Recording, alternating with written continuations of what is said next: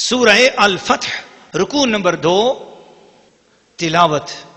سيقول لك المخلفون من الأعراب شغلتنا أموالنا وأهلنا فاستغفر لنا يقولون بألسنتهم ما ليس في قلوبهم قل فمن يملك لكم من الله شيئا إن أراد بكم ضرا وأراد بكم نفعا بل كان الله بما تعملون خبيرا بل ظننتم أن لن ينقلب الرسول والمؤمنون إلى أهلهم أبدا وزين ذلك في قلوبكم وظننتم ظن السوء وكنتم قوما بورا ومن لم يؤمن بالله ورسوله فإنا اعتدنا للكافرين سعيرا ولله ملك السماوات والأرض يغفر لمن يشاء ويعذب من يشاء وكان الله غفورا رحيما.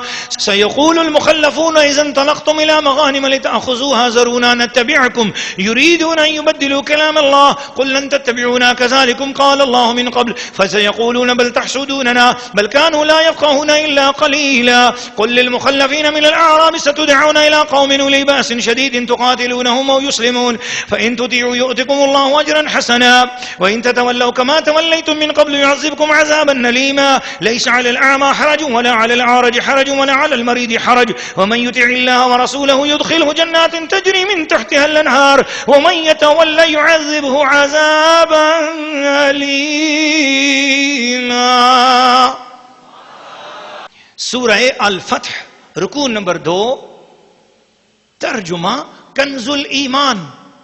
اب تم سے کہیں گے جو گنوار یعنی اعرابی پیچھے رہ گئے تھے کہ ہمیں ہمارے مال اور ہمارے گھر والوں نے مشغول رکھا، اب حضور ہماری مغفرت چاہیں، اپنی زبانوں سے وہ بات کہتے ہیں جو ان کے دلوں میں نہیں.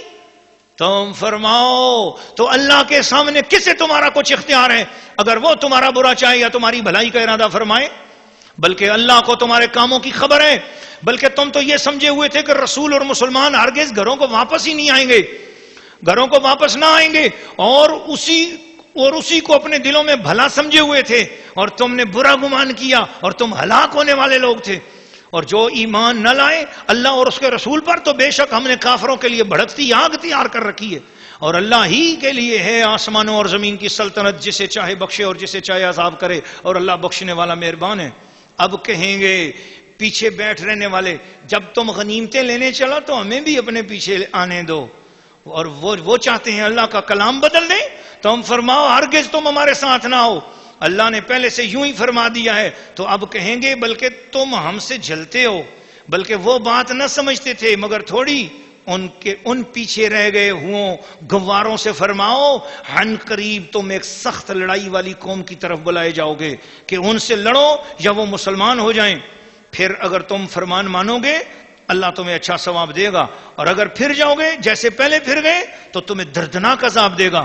اندھے پر تنگی نہیں، اور نہ لنگڑے پر مذائقہ، اور نہ بیمار پر مواخذہ. اور جو اللہ اور اس کے رسول کا حکم مانے اللہ اسے باغوں میں لے جائے گا جن کے نیچے نہریں رواں، اور جو پھر جائے گا اسے دردناک عذاب فرمائے گا. سورہ الفتح رکوع نمبر 2 تفسیر.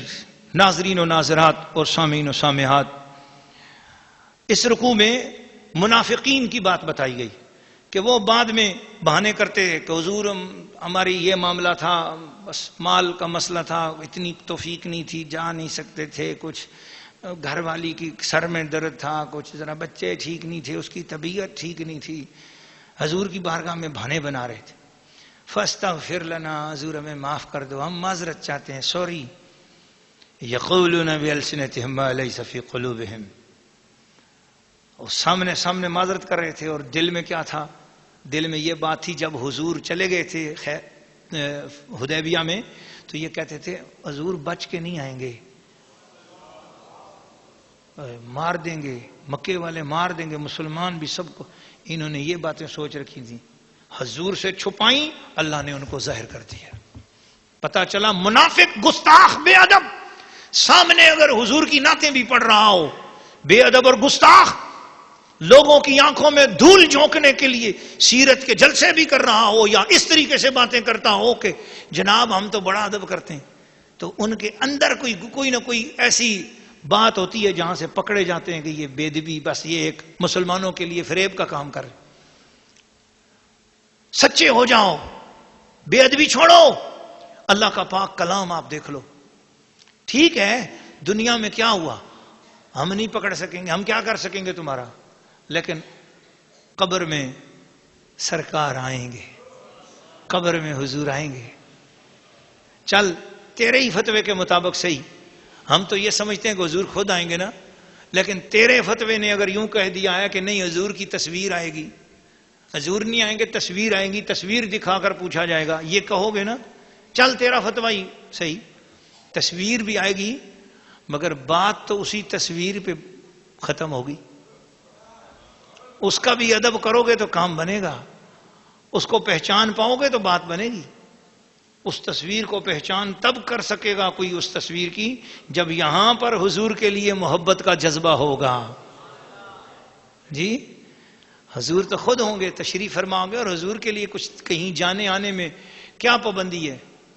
جی کیا پابندی ہے؟ اللہ پاک نے جس محبوب کو عرشوں سے زمین پر بھیج دیا اور ساری جہانوں کے لیے رحمت للعالمین ان کو بنا دیا، تو آپ کیا سمجھتے ہو مدینہ شریف کی جو آپ کا حجرہ مبارک ہے وہ اس کے اندر بند کر دیا ہوگا کہ بابا آپ باہر نہیں جا سکتے اور ادھر نہیں جا سکتے ادھر نہیں جا سکتے؟ اور حضور کا کلمہ پڑھنے والا جب دنیا سے چلا جاتا ہے اللہ تعالیٰ اس کے بارے میں فرماتا ہے اگر وہ جنتی ہو جائے، فرمایا وَلَهُمْ مَا يَشَاءُونَ عِندَ رَبِّهِمْ، وہ جو چاہے اس کو مل جاتا ہے. اچھا حضور کا کلمہ پڑھ کر جنت میں چلا گیا، جی نمازیں پڑھ کے جنت میں چلا گیا، روزے رکھ کے جنت میں چلا گیا، جنتی ہوا تو اس کو کیا ملا؟ لَهُمْ مَا يَشَاءُونَ، جو چاہے اس کو مل گیا. اور جس کے صدقے اس کو جو چاہے مل گئی کی اختیار آیا، جس کے غلام کے پاس اتنا بڑا اختیار ہے کہ جو چاہے مل جائے، اور اس محبوب کو اگر یہ چاہت ہو کہ میں کسی غلام کی قبر میں چلا جاؤں، میں کسی غلام کے محفل میں چلا جاؤں، میں کسی غلام کے گھر میں چلا جاؤں، تو وہاں پر تیرے فتوے کو ابھی تک جو ہے نا کوئی اصول نہیں ملتا حضور کے لیے. ہاں سبحان الذی اسری بعبدہ لیلا، ہاں اللہ پاک فرماتا ہے کہ میری شان کو دیکھ، میں دینے والا ہوں، میں لے جانے والا ہوں. جب میں اسے عالم مکان سے لا مکان کی طرف لے جاؤں، میں اتنی بڑی قدرت رکھتا ہوں، تو مکان کے اندر مکان میں جانا کیا مشکل کام ہے؟ سبحان اللہ. مکان سے لا مکان میں جانا بڑا مشکل کام ہے نا. جب میں نے یہ اتنا بڑا مشکل کام حل کر دیا ہے تو پیچھے چھوٹے چھوٹے کاموں کے لیے پریشان کیوں ہو رہے ہو؟ بس دل میں محبت پیدا کر کے دیکھ لو، چاہے وہ آ جائیں چاہے تمہیں بلا لیں، تعلق تو رکھ کے دیکھو نا، تعلق تو رکھ کے اللہ اللہ اللہ. میرے پاس وقت نہیں ہے ورنہ میں اس طرف آگے چلتا. تو اس میں جنگ یمامہ کی وہ اطلاع بھی دی گئی اور بہت ساری تفصیلات ہیں. اللہ تعالیٰ سے دعا ہے کہ اللہ قرآن کے نور سے ہم سب کو منور فرمائے. یہ دورہ تفسیر قرآن پیاس لگاتا ہے. یہ ہم نے پیاس لگانے کے لیے پہلی بار چونکہ منعقد ہوا ہے، اس سے پہلے کبھی نہ ہندوستان پاکستان میں نہ بنگلہ دیش میں، ہمیں نہیں، ہماری معلومات میں نہیں ہے، اگر کہیں ہو تو شاید، لیکن میری معلومات میں آج تک جو بھی ہم نے معلومات لی ہے ہندوستان پاکستان بنگلہ دیش میں، شاید باہر کی دیگر ممالک میں بھی ربیع الاول شریف کے مہینے میں اور پورے ایک مہینے میں باقاعدہ پارا پارا کر کے رکوع کر کے ترجمہ اور تفسیر نہیں سنائی گئی، اور خصوصاً اعلیٰ حضرت کا ترجمہ شریف تو بالکل ہی نہیں سنایا گیا. لیکن الحمدللہ اللہ پاک نے یہ ہمیں موقع بخشا ہے. تو اس کا مقصد صرف یعنی یہ منزل نہیں ہے، یہ پیاس ہے کہ پیاس لگ جائے اور ہر مسجد میں ہر مدرسے میں یہی رنگ شروع ہو جائے. آپ خود سوچیں اس قرآن مجید نے کتنے کنسپٹ کلیئر کیے. آپ نے قرآن مجید سنا ہے، کتنے سوالات کے جوابات خود قرآن سے مل گئے، کتنے سوالات کے جوابات ترجمے سے مل گئے، کتنے سوالات کے جوابات آپ کو تفسیر سے مل گئے. بھائی جس کا ایمان روشن ہوا ہے خواتین و حضرات، آپ اللہ کو راضی کرنے کے لیے بولیے گا سبحان اللہ سبحان اللہ.